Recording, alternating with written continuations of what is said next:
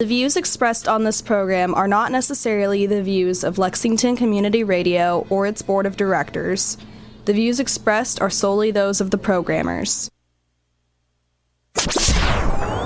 You are listening to Off the Cuff. Now, here's your host, Adam Banks.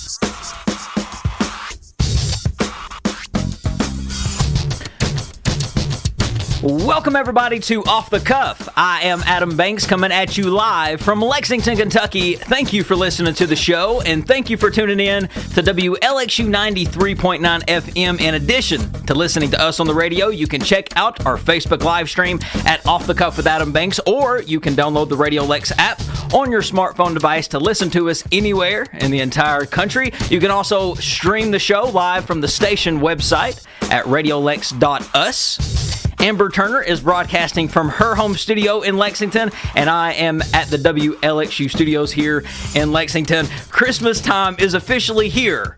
Last week on Thanksgiving, because we had our Thanksgiving Day special, I said that beginning next week, Off the Cuff is going to transition everything over to a Christmas show until December the 26th. But Amber, Christmas time is finally here. Merry Christmas. Merry Christmas. And Adam, you're going to be so jealous of me. Why's that? I started the process of buying my Christmas gift for myself today. And that is? I'm getting a new car. You were lying. No, we went today, and I went with anticipations of getting a particular vehicle, and that did not work out because, A, I'm too tall, and it ain't got no sunroof. But yes, so hopefully within the next couple of days, we'll have us a big brand new whip to ride around Lexington in. Well, that should spread some holiday cheer amongst everybody that Amber is getting a car, especially in the Turner household. But here on Off the Cuff, ladies and gentlemen, we're going to play nothing but Christmas music. We're going to have a good old swell time here on Off the Cuff for the next 3 weeks, because here in 3 weeks it's Christmas Eve, and for the first time ever, Amber, Off the Cuff will be in studio on Christmas Eve doing a Christmas Eve special. Well, now, you never told me about that. Does that mean that you're going to be providing refreshments for this Christmas, New Year's show? Well, one thing that I learned this year during Thanksgiving was that I like and I enjoy Christmas food better than I do Thanksgiving food. Because when I showed up for Thanksgiving, the gathering, when I showed up for my little Thanksgiving gathering earlier before we did the show last week, I remember my family, they had all their food set out, and I said, "Where's the baked beans and the cheese ball and the candy?" And they're like, "Adam, first of all, baked beans is something that you use at a tailgating place." And hey, I had baked beans. Well, good. And then they said that the candy was for Christmas and cheese ball is for Christmas. And I said, well, if that's for Christmas, I think I enjoy Christmas food better than I do Thanksgiving food. I mean, in all sincerity, I did not know that households broke up Christmas and Thanksgiving food. So this is a new concept to me. I'm just curious, I wonder what is the defining thing in saying that something's a Christmas food or a Thanksgiving food in your family? I guess, I don't know. I think Thanksgiving food probably, it feels more like food versus Christmas food. It feels more like you're eating a lot of just, I don't know, starch, and you're eating a lot of just finger foods. Because I'm more of a finger food person. And you're eating a bunch of candy that you're not bringing home and sharing with anybody else. I promise I will. Have you put your Christmas tree up yet? I have not put my Christmas tree up yet, but that is something I'll be doing hopefully tonight. I love putting up the Christmas tree. I think that if I was to say I had a tradition or a family tradition, it was always putting up the Christmas tree with my family back when I guess I was a young lad. But putting up the Christmas tree is always fun. Did you ever go out and pick out a special ornament to hang on the tree, or do you have an ornament that's been around on your tree since, I don't know, the late 80s? Well, actually, you know what? Do you remember back in grade school when we used to make Christmas ornaments? Remember? Yes. I know I done it, so I know you done it. Yes. We made some back when we was probably about maybe about third or fourth grade. And my grandmother actually kept that ornament. Now, I don't have it on my tree, but I do know that ornament is somewhere out there floating in the world. It looks like a little popsicle sled that 8-year-old me made. I do have that. I am jealous of the people that do really good when putting up their tree. Their tree looks absolutely gorgeous, and you wonder how their tree looks like something that could be in a magazine, or it looks like the Rockefeller tree in New York. But you see people who are just really good at that kind of stuff. They have an eye for it, and I don't know. Are you someone that can put up a tree and make it look like it belongs in a home magazine, or is your tree very Charlie Brownish? Well, now look, there's a meme going around right now. It's Jason Momoa and Rob Schneider in 50 First Dates. And it's like Jason Momoa is the front of the tree and Rob Schneider is the back of the tree. That is my household to a T right there. Front of the tree, always good. Back of the tree, better luck next year. And some people go all out when putting up a tree. Some people, they don't fool with fake trees. They go out and they pick out a real one. They bring it back and they actually throw away the tree after 1 year's use. No, that's too expensive. It is too expensive.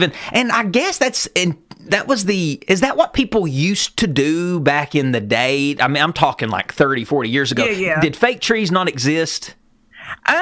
I don't know when fake trees came about. Now, I will say growing up back home where we did not have anywhere that was close for us to go shop, my grandparents always got a live tree, but that was just because of, vicinity and having to drive to get one.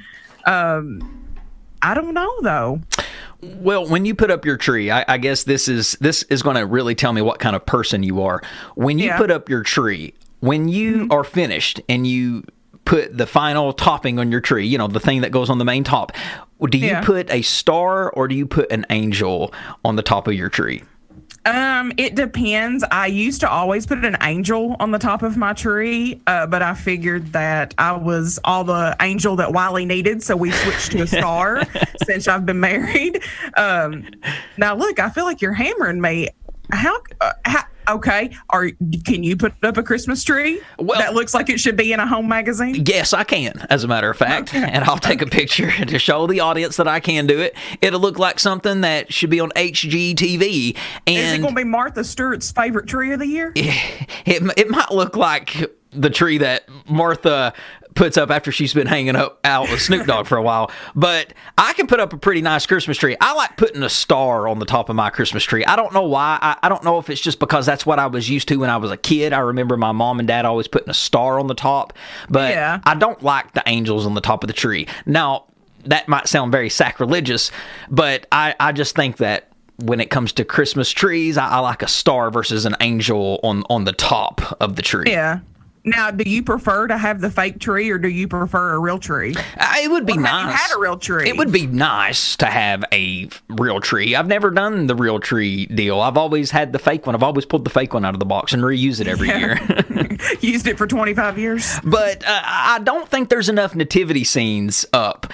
And you do see lights, you do see Christmas decorations, and I love Christmas decorations. The tackier, the better. The tinsel, the garland, the Santa Clauses everywhere. I love that. Don't get me wrong.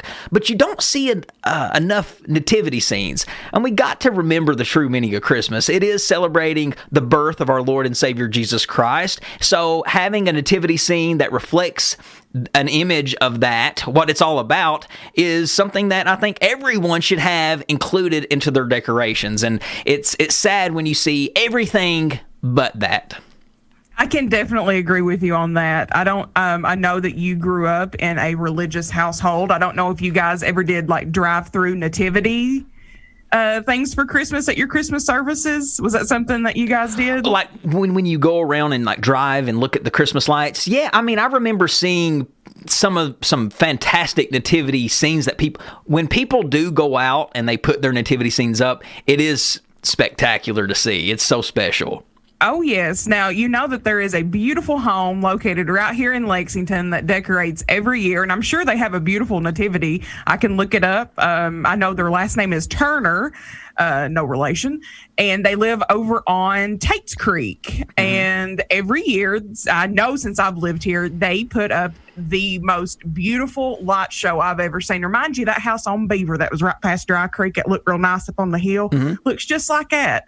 We might have to drive over there. I think you'd really like it. Well, we probably do, but as long as people aren't out here saying Merry Xmas, I'm good if you don't put up a nativity scene. I mean, don't be saying Merry Xmas. If you want to get on my nerves, say Merry Xmas, Adam. What does it mean? That's a great question. So I looked it up, Amber, because a lot of people say Merry Xmas instead of Merry Christmas. Isn't that something? The one thing it's all about, Christ, right? The one thing that it's about, they have to mark it out with the letter X. And it's almost comical to me that they do that people want to mark the name Christ out with X. But I looked it up. And according to just what I've read on Merry Xmas, the letter X actually means Christ in some different languages. But here's what I got to tell people who like to say Merry Xmas.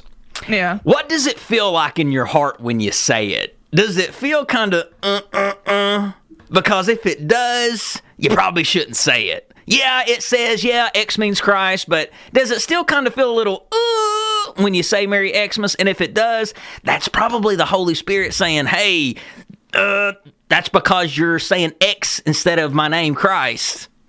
I mean, that's just my opinion. Okay, I'm going to say it and see how I feel. Merry Xmas. It just don't sound right. It sounds like maybe something that you'd say, like, if you're trying to celebrate like a day of all your exes, I'm gonna sit here and have a drink for all my exes. That's what it sounds like. If we want to have like an Xmas holiday, maybe it should be celebrating your exes that you've dated. Round up all your exes and bring them into a room. That'd be your Xmas day right there. Yeah. So it's Merry Christmas, everyone. Christmas, whatever you want to say. It's not Christmas. It's not Merry Xmas, because that literally, even though people will though. I mean, they'll fight you to the end. Oh, it means the same thing. Xmas means Christmas.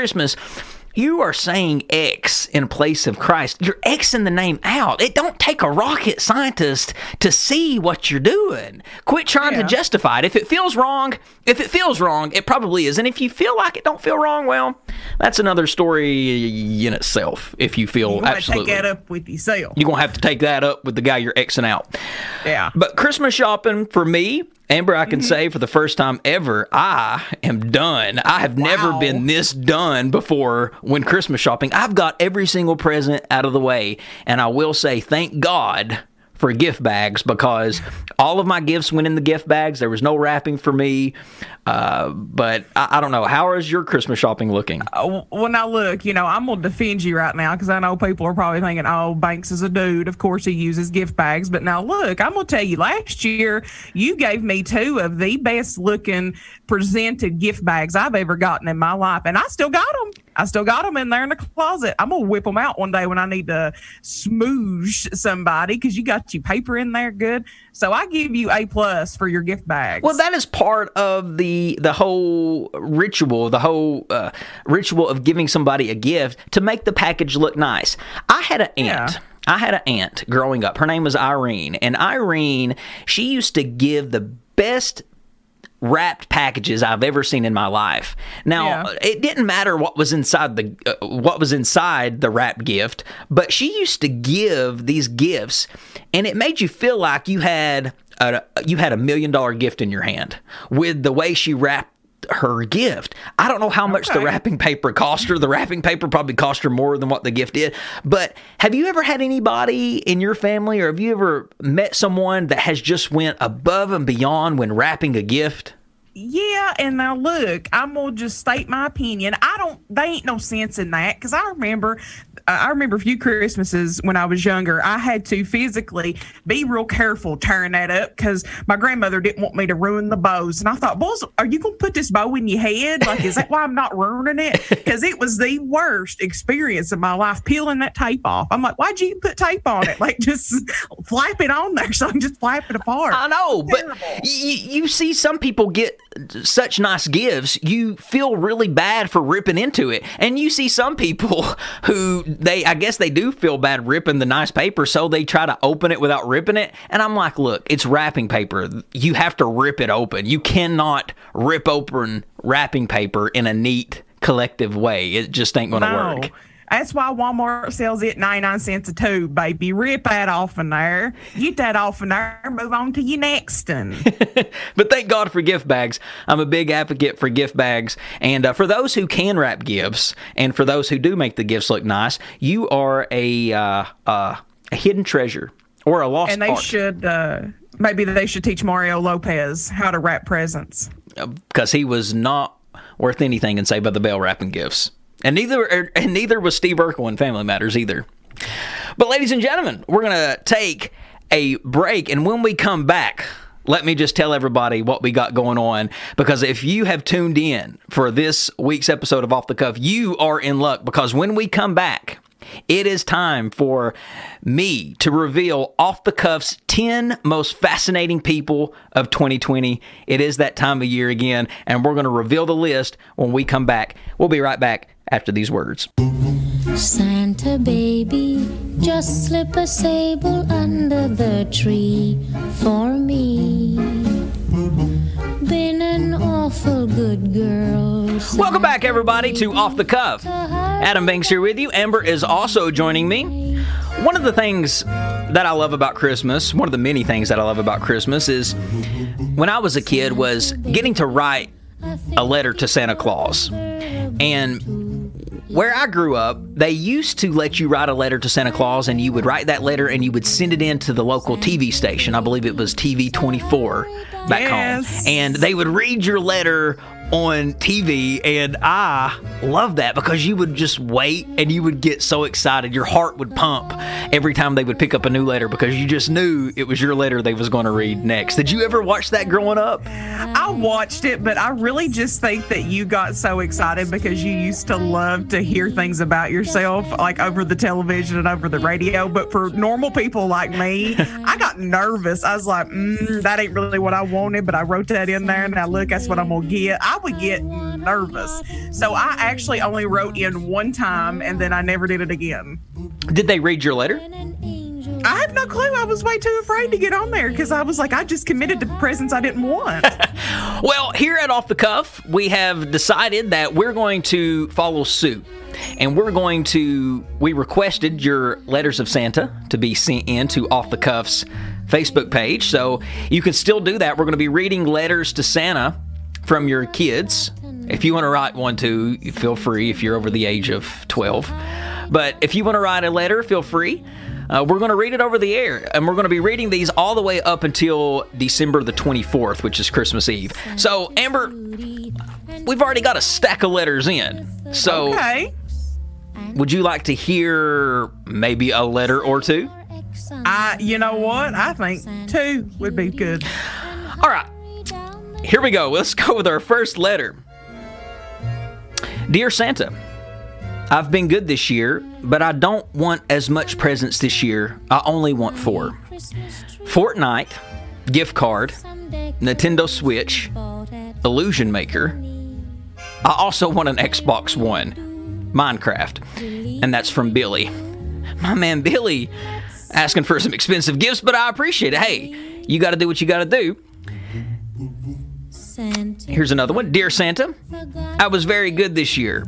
I've kept my room clean, and I did not fight with my sister or brothers. Last year, my favorite present was the LOL doll set, but Anna didn't want to share with me. This year, I want a Rogue Sonic plush. I would also like a Sonic, Amy, and Tails plush. I would like a Barbie too. If you can, could you bring Anna some Shopkins? Oh, I also want a toy walking dog. Thank you. Love, Bethany. So Bethany's asking for some very modest gifts. My man Billy over here asking for a little bit more. He went all out. Technology. Billy must have been a great little boy to ask for all of those things, but I love it. Great 2 letters to start off the letters of Santa. There's still lots of time for you to send in your letters to Santa, so get them in. But ladies and gentlemen, it is now time for Adam Banks to reveal off the cuffs 10 most fascinating people of 2020. And I have compiled this list. It's a list of 10 people. And I've been doing this list for a couple years now here on Off the Cuff. I think I started this list in 2015, 2016. And basically, this list is my opinion. And it's the people that I feel like are fascinating for the year. Now, keep in mind, whoever makes the list, it doesn't mean that I like the person. It doesn't mean that I agree with the person. I might not like the person at all. I might actually not be able to stand the person. But that still doesn't change the fact that they were fascinating for the year of 2020. So how do you make the fascinating list? Just be fascinating. Be newsworthy. If you look up the word fascinating in the dictionary, it says newsworthy. So someone who everybody is talking about. So, Amber, without any further ado, would you like for me to go ahead and reveal off the cuffs 10 most fascinating people of 2020?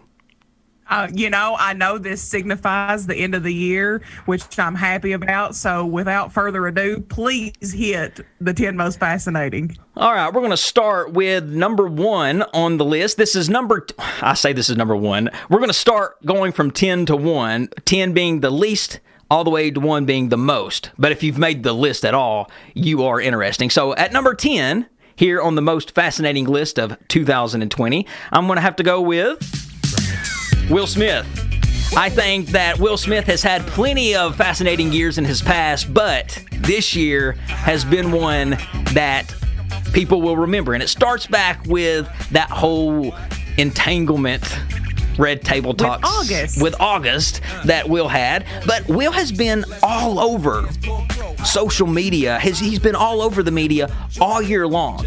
He has found a way to hone in on social media, and he has made himself relevant to generations beyond him.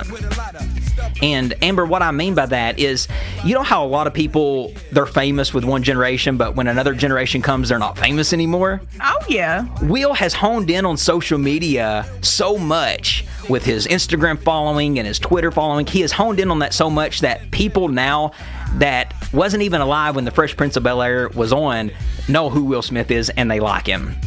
Yeah. Well, he would not have made my 10 most fascinating, but with the Fresh Prince reunion and what a reunion that was, I have to put him at number 10. What a year for Will Smith. All right, number 9. Ladies and gentlemen, I'm going to have to go with Julia Garner. She is the Ozark American actress who made a name for herself with her portrayal of the no-nonsense Ruth Langmore on the Netflix series Ozark. Amber, did you ever watch the series Ozark? I did watch the first season, so don't tell me too much because I'm going to catch up on the second and third. But Julia is the star of the show. I mean, not really, but in my heart, she is.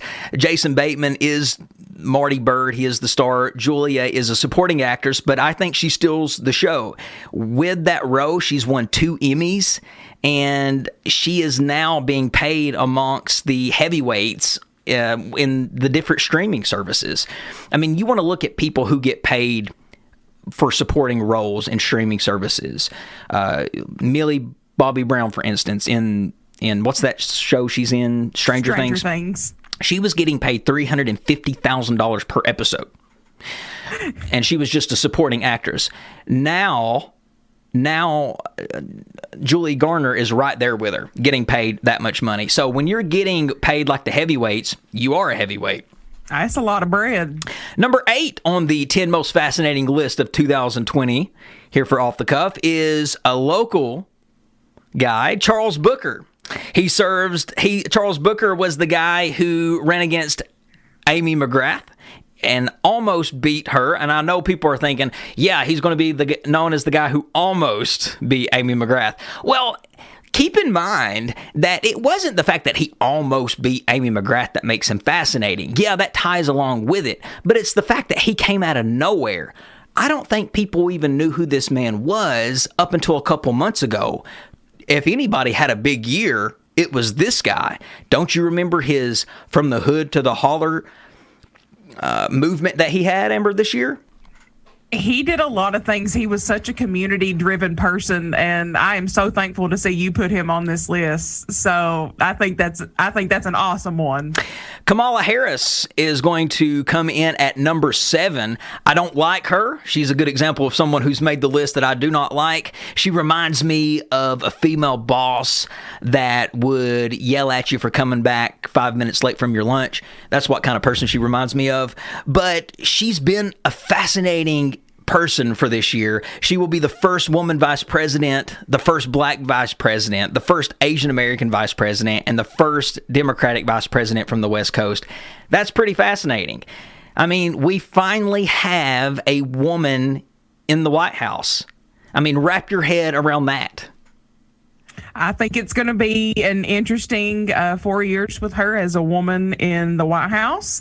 But I think I have to agree with you. I do not agree with her personality at all. But I do think that she is very fascinating because she has done a lot of groundbreaking things this year.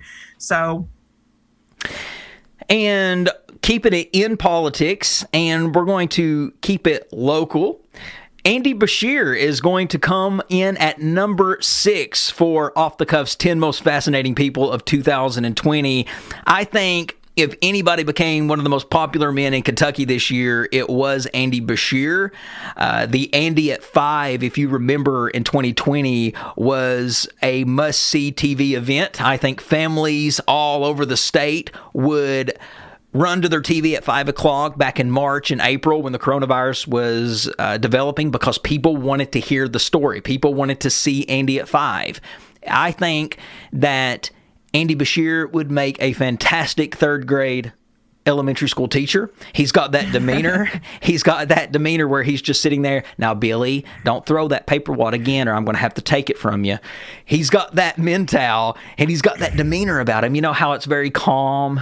And it's very calm. He would make an excellent third grade social studies teacher. Not back home, he would not. We'd eat him up and throw him away.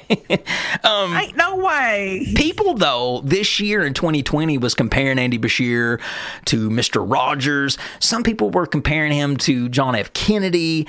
There was a whole Facebook page of memes about Andy Bashir. Do you remember that?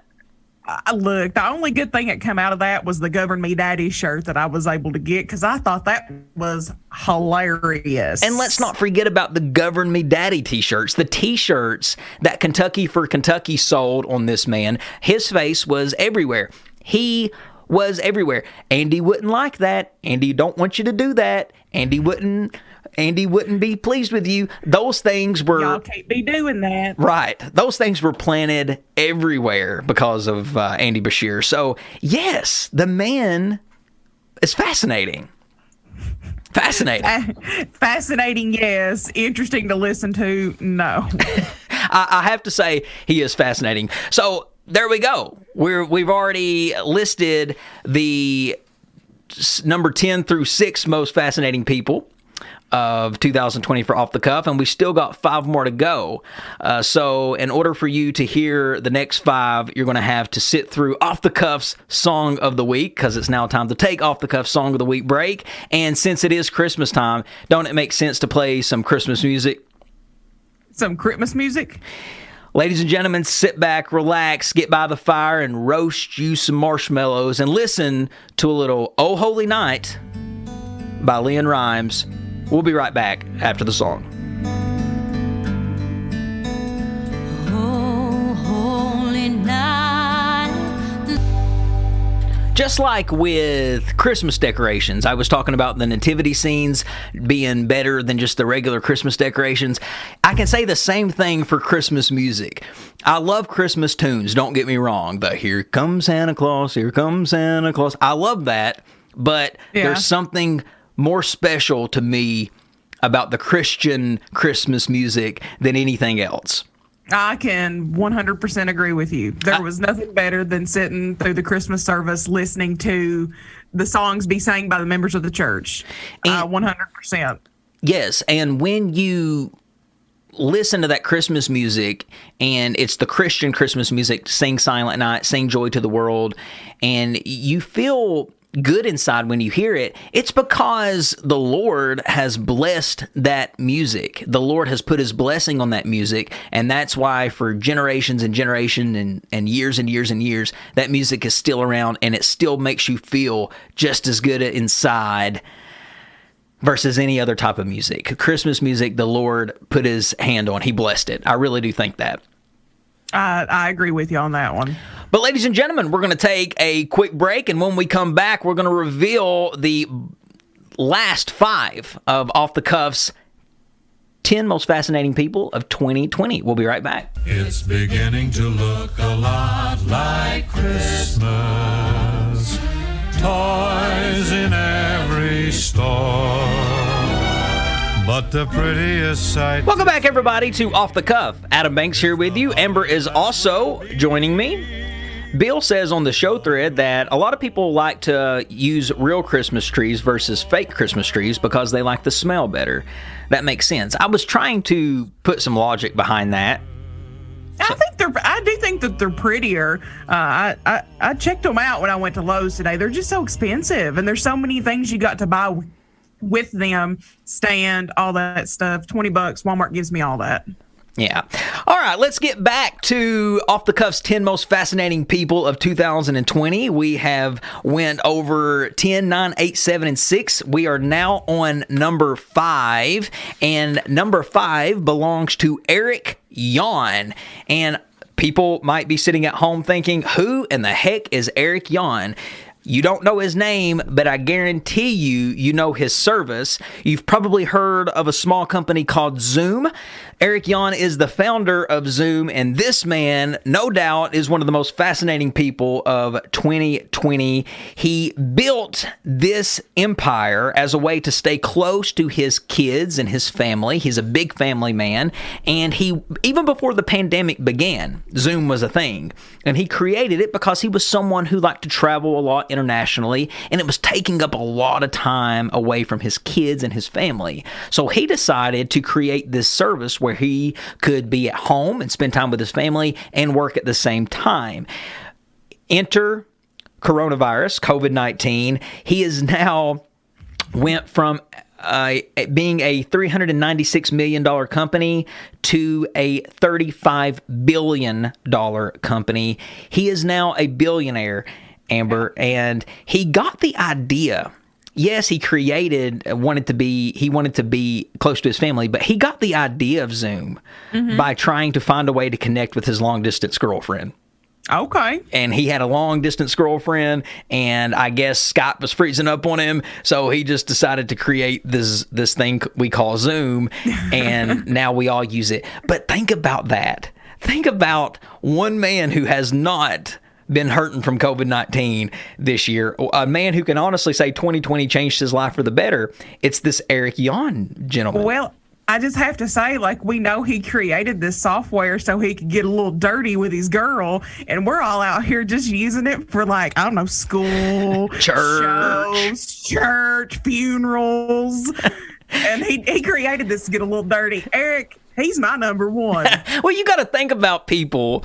Every idea comes from something, whether it was an idea that come from something dirty or something clean. Everybody that had an idea, the idea came from somewhere. It was inspired by somewhere. And he might have been wanting to get a little dirty online, maybe have a little virtual whatever. Was that AO technology? Justin Timberlake? He's throwing it back to him. And now we're using this Zoom for everything. Like I said, school, church, radio, we use it for everything. So everything. This man is probably thanking his lucky stars that a pandemic happened, because now his service is used by everyone. Everybody, even the president of the United States has used Zoom. So you talk about a man who has been succeeding this year. It's Eric Yon. Yep. All right. We're now on number 4. We're getting closer and closer to that number 1 list. The list is definitely getting better. Here at number 4, we have... What's poppin'? Brand new whip, just hopped in. I got options. Jack Harlow. It's like Stockton. Jack Harlow is the Louisville native, and I think the best rapper of 2020. He is the newest rapper to hit the rap industry, and he's white. And I think that's what a lot of people are noticing about Jack Harlow, being in an industry that's predominantly black. Here comes a white guy killing the game. He has already had 2 songs on the chart. Number 34 with the song Tyler Hero. Number 2 with his song What's Poppin', which is playing in the background now. And this year, Amber, he was also nominated for a Grammy for Best Rap Performance for What's Poppin'. Are you a Jack Harlow fan? I am 135,000% a Jack Harlow fan. Love working out to him. He's on all my gym playlists. So if you're looking for a good song to throw on your gym playlist, What's Poppin' remix, tap in. He's got some great collabs he's done. Great dude. So happy for him. Yeah, I hope to get Jack Harlow on the show eventually. That would be great to talk to him. I am a fan. All right, number 3. On Off the Cuff's 10 Most Fascinating People, number 3 belongs to Ellen DeGeneres. She is the talk show host who almost went down in flames. You can say maybe her career did go up in flames and she's still just trying to fan the flames, but she is somebody who was talked about all year as being the meanest person in Hollywood. If you don't remember, back in late March, there was a YouTuber by the name of Nikki Day Jager who does those Nikki tutorials, and she said during a Ellen DeGeneres visit, she said after her visit, she said Ellen DeGeneres was very cold and distant and said she's just a very unfriendly person. And word got around and people started to come forward that worked for Ellen saying, yeah, it's true. Ellen's the biggest phony in Hollywood. She's actually really mean. Someone who preaches kindness and someone who urges people to go out and be kind to people is actually the devil. I mean, don't you think, Amber, that Ellen is newsworthy for the year? All I'm going to say about Ellen DeGeneres is, we talk about Zach Morris being trash all the time, but I believe Ellen DeGeneres is trash. Can she come back from the year that she had in 2020? Why does she need to? That's the part, that's the thing that's baffled me is everybody's like, oh, can she revive her career? Why we need her to? She's ugly on the inside and she ain't that good looking on the outside. Let's move on. Let's let somebody who sincerely wants to spread beauty and positivity in this world, let them be a breakout. Get rid of this nonsense. You're not an Ellen DeGeneres fan. I'm not. Absolutely. Number 2 on Off the Cuff's 10 Most Fascinating People of 2020, I'm going to have to give it to Breonna Taylor. Her death sparked more than 100 days of protest, some of them violent across the city and the country. But since the shooting, Breonna Taylor, in light of her death, she has caused changes to take place in local law enforcement. The Louisville Metro Council signed into law a ban on no-knock warrants. Such warrants allowed officers to enter homes without knocking. Now, because of Breonna Taylor, there has been a ban on no-knock warrants. All Louisville Metro Police Department officers will be provided with body cameras and will be required to activate them while conducting police businesses with limited expectations. I can't agree with that more. I think that needs to be something that needs to be spread nationally. All police officers need to wear body cams. I hate that she has to be on this list, but I am thankful you put her on here. I think that she has really... I think she would be very proud to see that her death has not gone in vain, and she has started a movement, and she is starting to, I guess her cause is really starting to make people look outside of themselves and question some of the preset notions we've already had about things. So, again, I hate that she's on this list, but thank you for putting her on here. Officers are now required to intervene now because of Breonna Taylor's death if they see their colleagues using excessive force during an arrest. And in July, Fisher hired a Chicago-based consulting firm to perform a top-to-bottom review of the Louisville Metro Police Department to find areas most in need of improvement. So Breonna Taylor, she did die. She was murdered, and because of her death, she has changed the world, and nobody has sparked as much news as Breonna Taylor in the year 2020.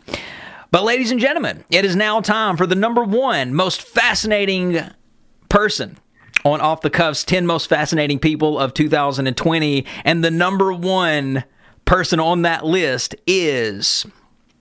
Can I get a drum roll, please? Dr. Anthony Fauci is the ding, ding, ding. number one most fascinating person of 2020. Dr. Fauci has worked with 6 different United States presidents and has become the face, Amber, he's become the face of America's fight against coronavirus. I mean, he has been the guiding voice for Americans during this whole entire pandemic. And we have seen Dr. Fauci before in years past with the HIV epidemic and all of those past viruses that have spread. We've seen him before, but nothing like we've seen him in the year 2020. He has been in the forefront of this entire thing. He has been leading the coronavirus task force. He's a brilliant man. He went to Cornell University Medical College, where he graduated first in his class. Then he finished his internship and residency at the New York Hospital Cornell Medical Center. And it's because of his work throughout decades and decades that we have advancements in treatment like HIV and AIDS. So you're talking about a man who is brilliant, who is smart, and someone who knows how to deal with viruses when nobody else knows how to. It's pretty fascinating. I wholeheartedly, I love that. I love that you picked Dr. Fauci. We learn about him a lot in public health programs, and I'm so happy to see that the general public is now starting to see some of these people who are behind all of these great things that have happened for us. You mentioned the big one. Dr. Fauci was involved with the HIV/AIDS epidemic, and I think, he led us through that, and he was, able to navigate us through that. I wish people would give him the same. I wish people quit discrediting him. Obviously, he knows what he's doing. He has helped us once before. This is something that's new. I think he's got a lot of flack, but he is trying to real time give people updates, and things are forever changing. But Dr. Fauci he is definitely a very prominent figure, I'll say, in the public health world. Well, there you go, ladies and gentlemen. That is Off the Cuff's 10 Most Fascinating People of 2020. I hope you enjoyed it. But we got one more segment to go here on Off the Cuff, and we'll be talking about it after these words. Stick with us.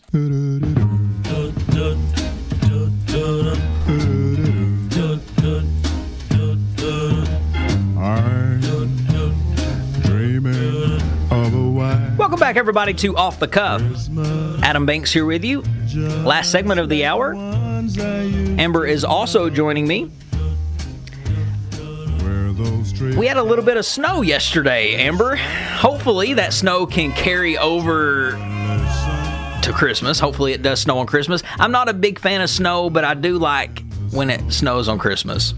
I'm not a huge fan of snow, but I will say that yesterday, waking up, having all the snow, didn't have to leave the house. It was such a wonderful feeling. Reminded me of being a kid. Does that not just remind you when you wake up kind of late at night or early in the morning, and it's got that weird hue outside? It ain't dark because it's reflecting that white.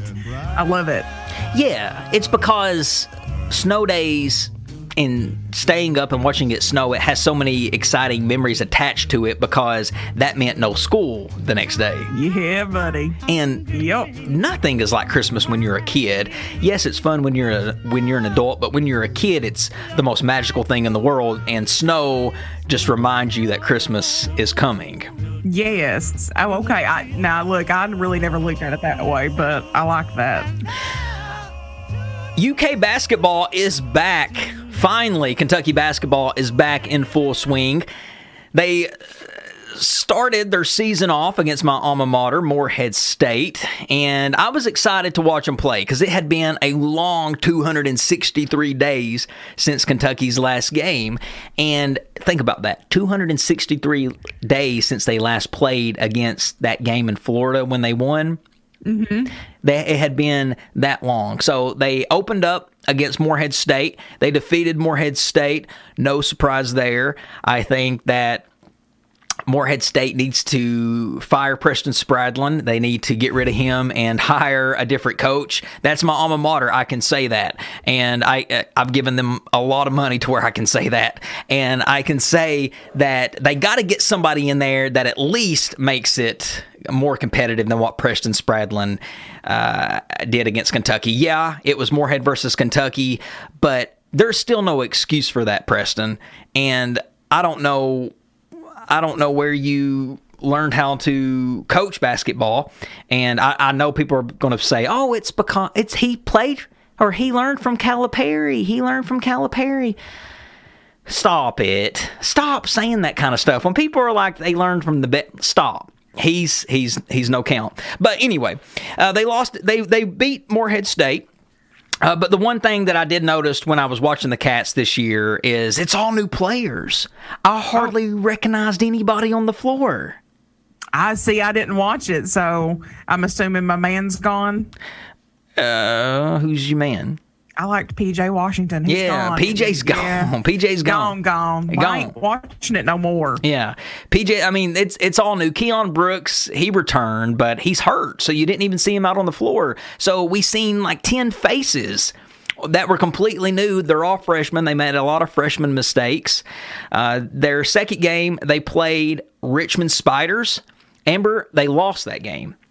It was 70 Spiders? Yeah, the Richmond Spiders. It was 76-64, and they struggled to score at all during that game.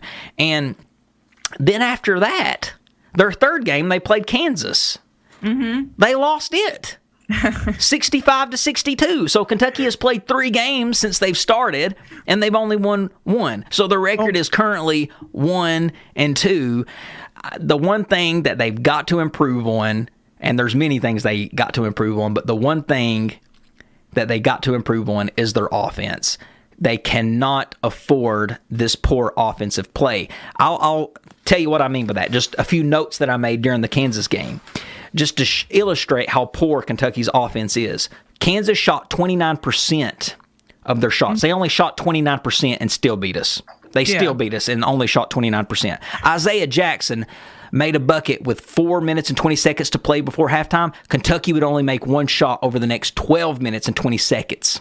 Oh, wow. Going back to the Richmond game, Kentucky missed 19 straight threes before Deontay Allen netted 1 from long range and then finished just 3 of 21, which means UK is 3 for 31, which is only 9.6% from behind the three-point line over the last 40 minutes of basketball.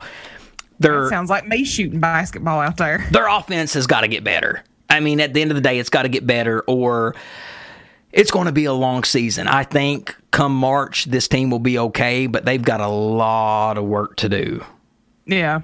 They've got a lot of work to do. Their next game is against Georgia Tech on Sunday at 5 o'clock on ESPN. Hopefully their offense, they make some adjustments and they start shooting better and start playing better offensively. We need to start putting some dubs up on the board.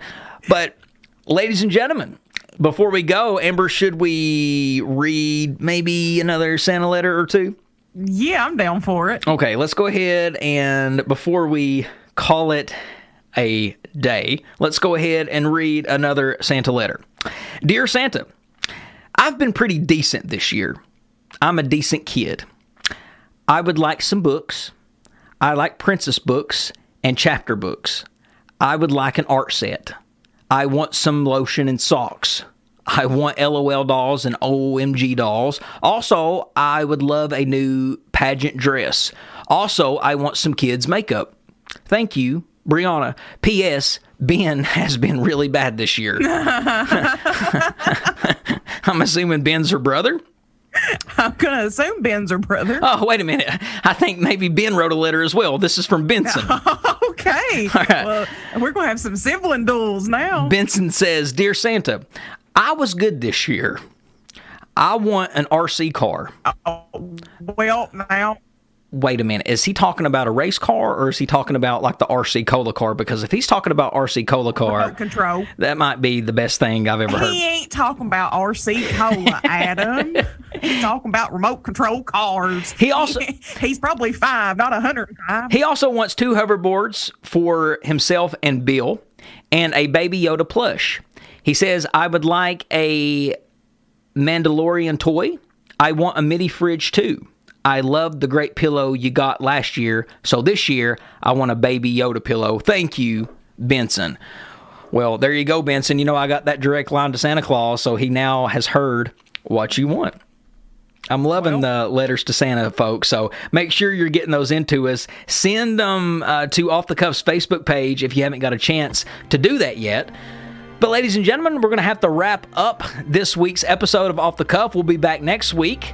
You can follow Amber, the co-host, on social media at Ambu447. You can follow me, the host, at The Adam Banks. You can follow Off the Cuff on Instagram and Facebook at Off the Cuff with Adam Banks. You can download the Radio Lex app to listen to us every Thursday from 4 to 5. That's when we release new live episodes, and that's when we'll be back, ladies and gentlemen. So have a great week. That is Ember Turner. I'm Adam Banks, and this is Off the Cuff. We'll see you next week. Oh, come.